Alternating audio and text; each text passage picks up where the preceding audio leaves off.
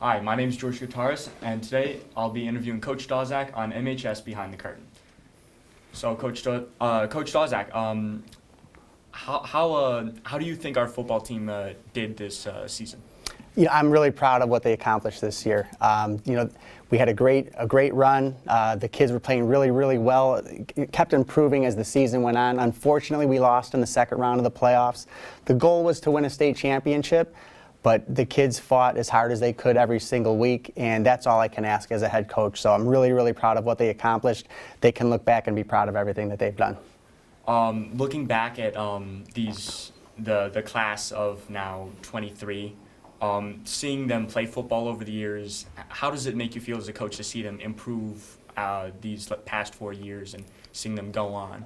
That's one of the great things about being a head coach for a high school football team is I get to see these kids. I get to know them as eighth graders as I try to get them to come to Marist. And then when they're here, being able to see how they progress from that freshman year and the maturation, not only physically, but emotionally and growing into young men. When they come in here, they're babies basically. They're just kids, and I get to see them, all the hard things that they go through, over the course of 4 years, the things that they've accomplished. It's something that a lot of people don't really take into account, but for me to be able to see these kids and spend as much time as I have with them, I'm so proud of being able to watch them grow into the young men and know that they're going to do well when they leave here. And focusing on some of the players' futures, for example, some of our starters, how do you think, have any of them chosen to play football in college, and do they have any plans or anything like that? Yeah, so John Nestor, starting defensive back, and also as our season went on, played wide receiver for us. He's committed to play at the University of Iowa. Ryan Sims, our wide receiver, is committed to play at Miami of Ohio. Joey Fortner, our long snapper, is committed to play at Yale. And right now, Jamel Howard will have a wide variety of schools to choose from, great options. But he'll play at a Power 5 school. So great options in front of him. And then there's a few guys also that are going to be able to play at some smaller schools that just haven't made their decision yet. But that's going to be kind of what we work on over the next couple of weeks. As the incoming the sophomores going into varsity, do you have what's the change going to be like for them? For them, the biggest thing is the speed of the game. The players are faster, they're stronger. They've been, had an extra year or two in the weight room compared to these guys. So when we called a couple of guys up for the playoffs from the sophomore team, that was the thing that they said was the biggest difference. The game moves so much faster. And it takes an adjustment period for those guys to get used to that. But there's talented sophomores that are coming up that are going to be able to make that adjustment and be big contributors for us next year. That's so far on the sophomores, but on the freshman team, their record was good, but of course it could have been better. Do you have any tips for them or any tips for any of our teams for next year's season? The biggest thing, if I was going to give one piece of advice, would just be to continue to work as hard as they can every single day in practice to try to improve. Everybody wants to win games, but the one-loss record on the freshman level is not the thing that I look at. I look at development. Are the kids being able to, because there's the certain way that we do things here, and we want to make sure that guys are doing things the right way. Are they on time for practice? Are they on time for meetings? Are they working as hard as they can in practice? Because the players that have come before them have done that. So that's the thing that I want to see is, are they buying into the way that we do things? And if they do, they'll be successful. So that's the biggest thing, is just to continue to work as hard as they can to try to get better, be tight with their teammates. Football is it's a team game. You have to be close-knit with the guys that you're playing with to be successful. So those are the things that I would, suggest to kids that are, coming into the program. And one sort of off-the-topic question I'd like to ask you, for the playoffs this year, who are your predictions? What high school do you think is going to go really far? Or which? As I look at 8A, I think the four teams that are still alive. Loyola is going to play York this week. We've played them both. Both are really well coached, talented teams. I think that's going to be a very close game. I have a hard time picking who's going to win because I think that they are evenly matched. Loyola has the traditional success. They've been there before. They've made the state semifinals, I think, like 9 of the last 10 years, if not 10 out of 10.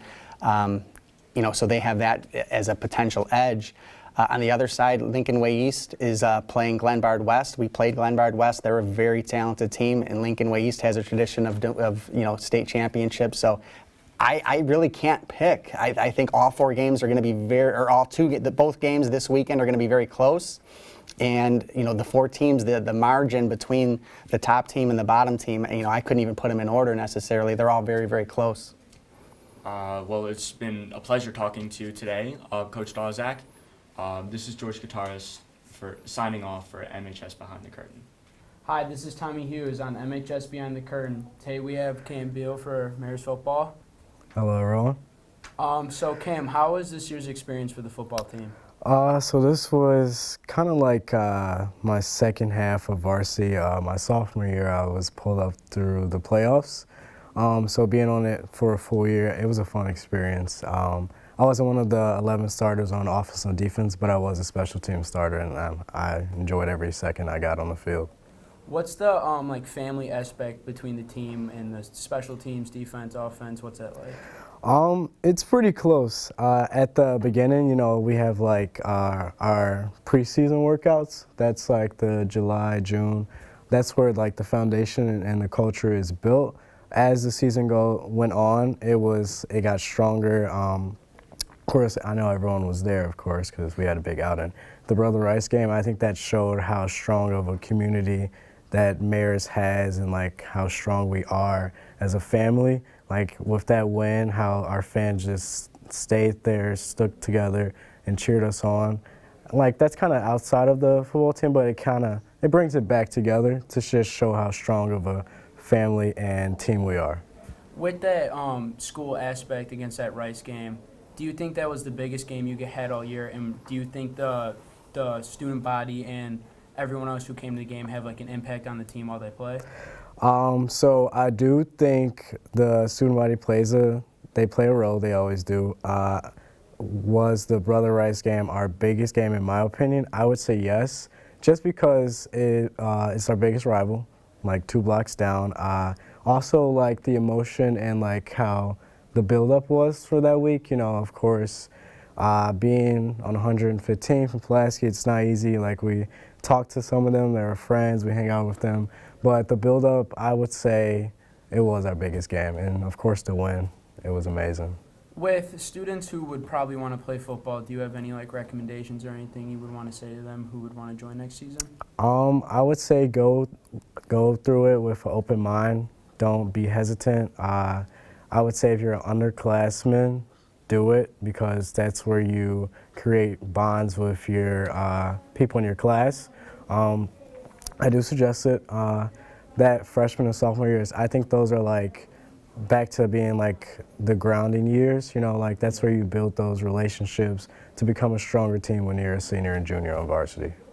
Well, thank you, Cam. It was always a pleasure. Thank you. This is Tommy Hughes for MHS Behind the Curtain. Hi, my name is George Kottaras, and this is MHS Behind the Curtain. Today, I'm going to be talking with the varsity football manager. Hi, I'm Brigid. Brigid, how long have you been doing managing the football program at Marist? I've done it since my freshman year. All right. How did you start out? Was there did the coaches reach out to you, or was there sort of a meeting? My uncle used to coach for the football program like before I came, so he already knew all the coaches and stuff. So then he kind of like put me in contact with them, and then it went from there. All right. Out of all the teams that we faced, which game do you think would be the most memorable, or which team? Probably Brother Rice this year. This year's Brother Rice game? Yeah. Have there been any games where you wish you had gone to that you've missed, or any games that you'd gone to that you wish you had not have gone to, maybe due to weather, or just maybe the game wasn't that great? I've have never missed a game since my freshman year. Probably just the ones where it's like cold and rainy. Yeah. Could you please tell us what the manager for the football team does? So I do all the film, and so we go to every practice and every game. So we film practices and obviously games too, and then we keep the scoreboard on, like we run the clock during practice. And then for games, like I said, we do 2 films. So we do the wide film and then the end zone camera. And then there's a couple of people on the sideline who do water. Is the equipment that you guys use difficult to operate, or is it pretty easy? I mean, like any technology, there's sometimes where it's like not going to work and you get frustrated, but most of the time it's pretty easy. Is it just you managing, or are there others also managing with you? This year there was 6 of us. 6. Was it boys, girls, or was it? There were 5 girls and 1 boy. All right. For those who are managing the younger teams, or for those who are looking into this, do you have any tips or recommendations or anything for them? It's probably been one of my favorite things like throughout the 4 years of high school. So if you're interested in football or like not the most athletic but still like sports, I would say like this is probably one of the best things you could do. All right. Well, it's been great talking to you today. And this is George Kottaras signing off for MHS.